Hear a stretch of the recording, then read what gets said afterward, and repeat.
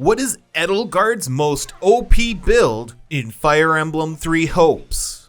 I mastered every single class on Edelgard so you don't have to. Keep in mind that every character in this game learns different things from each class. So if you truly want to make the strongest version of a character, you have to master every single class. Otherwise, you're going to be missing out on very important abilities. As far as the best class, that much is obvious. It's her Emperor class that only she has access to. But let me show you how to make the strongest version of this class. For the weapon, we're going to equip Amir, which is a relic weapon that is made pretty much specifically for Edelgard. This weapon gives her access to an ability called Raging Storm, which is a pretty strong fire-based combat skill. If you don't have Amir, try to find an axe with Boost Awakening and Boost Combat Art/Magic on it.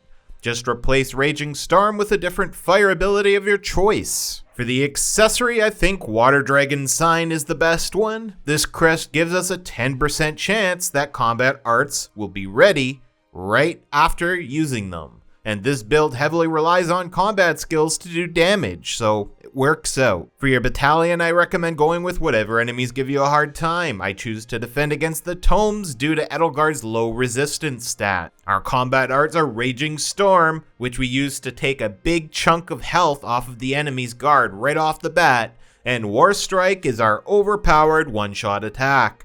It doesn't always one-shot, but it does take huge chunks off the enemy commanders. Edelgard has 3 unique abilities, the first of which is called Solar Prominence. This adds a fire effect on her attacks. Emperor's Prestige causes 80% of your damage to go through, even if an enemy is guarding. This is super helpful to just bully your way through the enemy lines. Ambition is helpful for when you order this unit to attack, Edelgard will receive 50% less damage. The class ability are as follows. Charm restores HP to all surrounding allies when you defeat an enemy commander. And Lance Buster does exactly what it sounds, an 100% boost to fighting lance-wielding enemies. Now as for the abilities, due to the theme of fire being a strong part of Edelgard's playstyle, we're doubling down on that status effect. First off, we have Axe Prowess, which is a 30% boost to your damage while an axe is equipped. Emperor's Ploy guarantees that enemies will combust when using your Emperor's class actions. Apex Axe increases the crit damage. Fiendish Blow increases the power of your elemental effects, meaning your fire.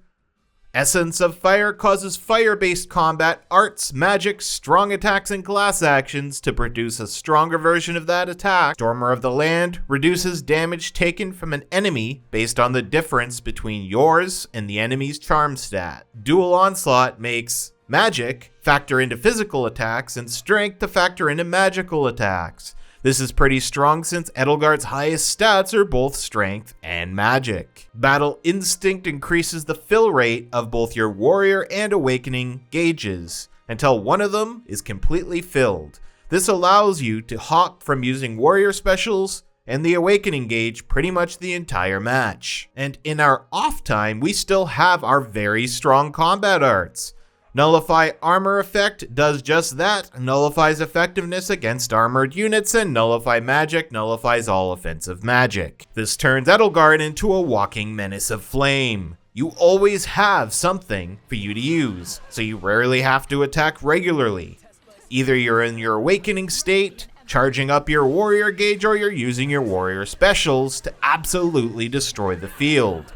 When you're not doing either of those things, you have 2 very strong combat arts, Raging Storm having a very short cooldown for such a strong ability. If you're missing anything from the build, just replace it with something else that you like using. Sadly, I can't keep track of everything that was unlocked because I've played through the game 7 or 8 times by now, and I honestly don't remember where half the stuff comes from. So if you were missing something, just make do with what you got and try to be as close to the build as you can. And at some point you will gain the weapon or the ability that you're missing by just unlocking more stuff.